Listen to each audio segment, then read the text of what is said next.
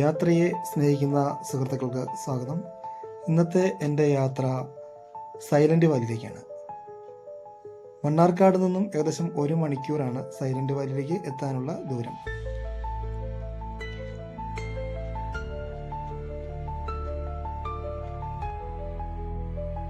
നമ്മുടെ വാഹനം ഇവിടെ പാർക്ക് ചെയ്തതിന് ശേഷം അവിടെ നിന്നും ജീപ്പിലാണ് നമുക്ക് യാത്ര തുടരേണ്ടത്. 1963 രൂപയാണ് ചാർജ് വരുന്നത്. 4 അല്ലെങ്കിൽ 5 ആളുകൾക്ക് ഈ ജീപ്പിൽ യാത്ര ചെയ്യാവുന്നതാണ്. ഇടത് സൈഡിലായി കാണുന്നത് സർക്കാരിൻ്റെ എസ്റ്റേറ്റ് ആണ്. കുരുമുളകും കാപ്പിയുമാണ് അവിടെ കൃഷി ചെയ്യുന്നത്. ഇവിടെ ആദിവാസികൾക്ക് ജോലി കിട്ടുന്നതിന് വേണ്ടിയിട്ട് സർക്കാർ ഉണ്ടാക്കിയെടുത്ത ഒരു എസ്റ്റേറ്റാണിത്. നിരവധി ആദിവാസി ആളുകളാണ് ഇവിടെ ജോലി ചെയ്തുകൊണ്ടിരിക്കുന്നത്. അതുപോലെ തന്നെ കാട്ടിൽ പോയിട്ട് തേൻ ശേഖരിക്കുകയും അതുപോലെ കുന്തിരിക്കം മറ്റ് വന്യവിഭവങ്ങളൊക്കെ കൊണ്ടുവന്നിട്ട് പുറത്ത് വിറ്റിട്ടാണ് ഇവർ ജീവിക്കുന്നത്. 4 മണിക്കൂർ സമയമാണ് കാട്ടിലൂടെ നമ്മുടെ യാത്ര.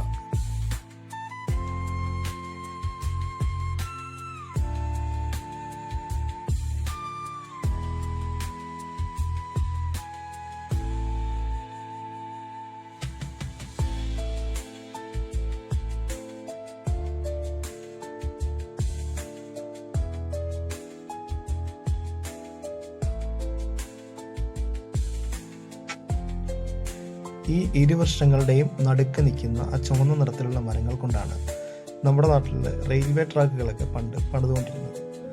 ഈ മരത്തിൻ്റെ പ്രത്യേകത എന്ന് പറഞ്ഞാൽ ഇത് ചെതലരിക്കുകയോ അല്ലെങ്കിൽ ദ്രവിച്ചു പോവുകയോ ചെയ്യില്ല. അതുകൊണ്ടാണ് റെയിൽവേ ഈ മരം തിരഞ്ഞെടുക്കാനുള്ള കാരണം.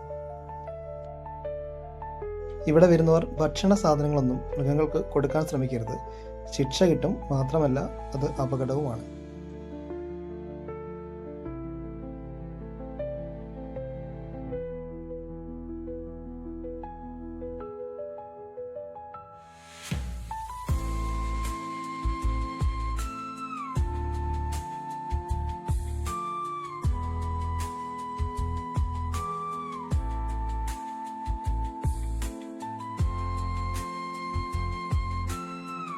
കാട്ടുപ്ലാവാണ് നമ്മളെ കാണുന്നത്. അതിന് ചെറിയ ചക്കയുണ്ട്.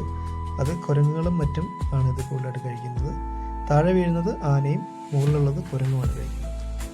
ഇത് ആദിവാസി ഊരുകളാണ്. പണ്ട് UDFൻ്റെ ഭരണ സമയത്ത് അവർക്ക് അതായത് ലൈഫ് മിഷനിൽ ഉൾപ്പെടുത്തിക്കൊണ്ട് അവർക്ക് നല്ല വീടുകളൊക്കെ അനുവദിച്ചിരുന്നു. അതിനുശേഷം LDFൻ്റെ സർക്കാരിൻ്റെ കാലത്താണ് പണി പൂർത്തീകരിച്ചത്.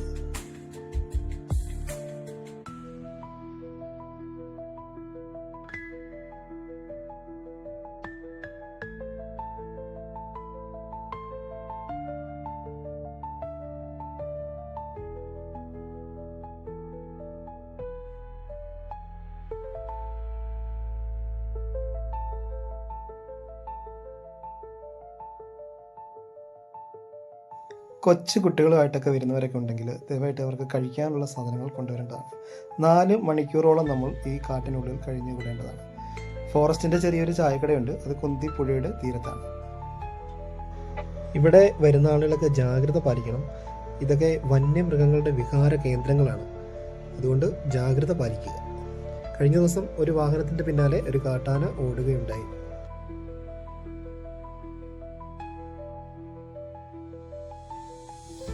റോഡ് നിറയെ ആനപ്പിണ്ടങ്ങളാണ്. അത് പച്ച ആനപ്പിണ്ടങ്ങൾ. രാത്രിയിൽ ആന വന്നിട്ട് പോയതിൻ്റെ അടയാളങ്ങളാണ്.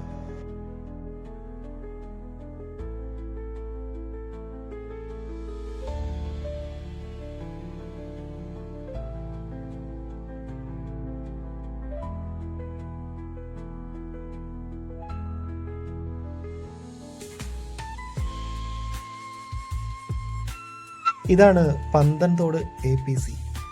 അപ്പോൾ നമ്മളൊരു 15 പേരൊക്കെ വരികയാണെങ്കിൽ നമുക്കിവിടെ താമസിക്കാനുള്ള സൗകര്യം ഉണ്ടാവും. ഭക്ഷണം ഒക്കെ ഇവിടെ തന്നെ കിട്ടും. ഒരാൾക്ക് 3500 രൂപയാണ് ചാർജ് വരുന്നത്.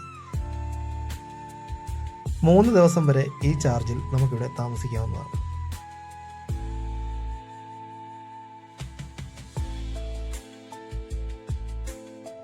ഈ കാണുന്നതാണ് കാട്ടേലം. നമ്മൾ സാധാരണ ഉപയോഗിക്കുന്ന ഏലക്കയല്ല, ഇത് കാട്ടേലമാണ്. ഇത് അങ്ങനെ ആരും ഉപയോഗിക്കാറില്ല. എന്നാൽ ഏലക്ക പോലെ തന്നെയാണ്, കണ്ടു കഴിഞ്ഞാൽ ഏലക്ക പോലെ തന്നെയാണ്.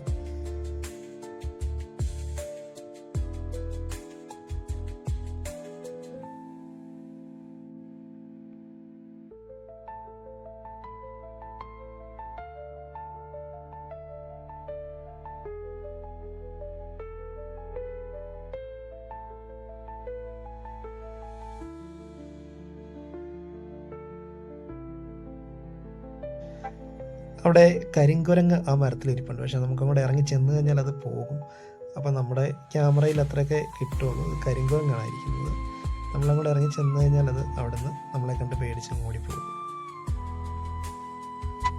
അത് നമ്മളെ കണ്ട് പേടിച്ച് ഓടിപ്പോകാനുള്ള പ്രധാന കാരണം ആദിവാസികൾ ഇതിനെ വേട്ടയാടി ഭക്ഷിക്കാറുണ്ട്.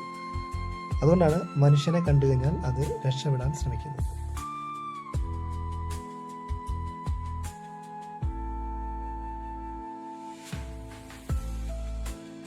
മണ്ണാർക്കാട് ഭാഗത്തൂടെയൊക്കെ യാത്ര ചെയ്തിട്ടുള്ള ആളുകൾ കുന്തിപ്പുഴ കണ്ടിട്ടുണ്ടാവും.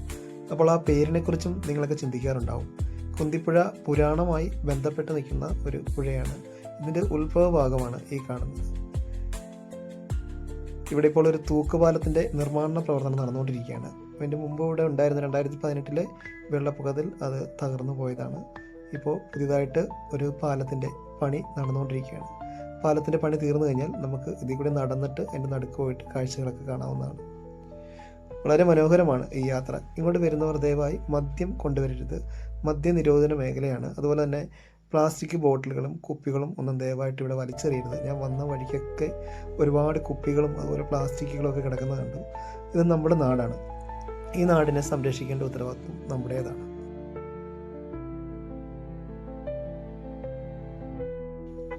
ഈ കാണുന്നതാണ് വാച്ച് ടവർ. ഇതിൻ്റെ മുകളിൽ കയറി കഴിഞ്ഞാൽ നമുക്ക് ഈ ഏരിയ മുഴുവനായി കാണാൻ കഴിയും. നല്ല മനോധൈര്യവും അതുപോലെ നല്ല ആരോഗ്യമുള്ളവർ മാത്രം കയറിയാൽ മതി.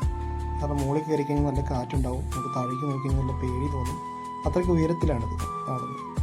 അപ്പോൾ നല്ല മനോധൈര്യമുള്ള ആളുകൾ മാത്രമേ ഇതിൻ്റെ മുകളിൽ കയറാവുള്ളൂ. അല്ലെങ്കിൽ പിന്നെ തിരിച്ചിറക്കാൻ വേണ്ടിയിട്ട് പിന്നെ ഫയർഫോഴ്സൊക്കെ വേണ്ടതായിട്ട് വരും.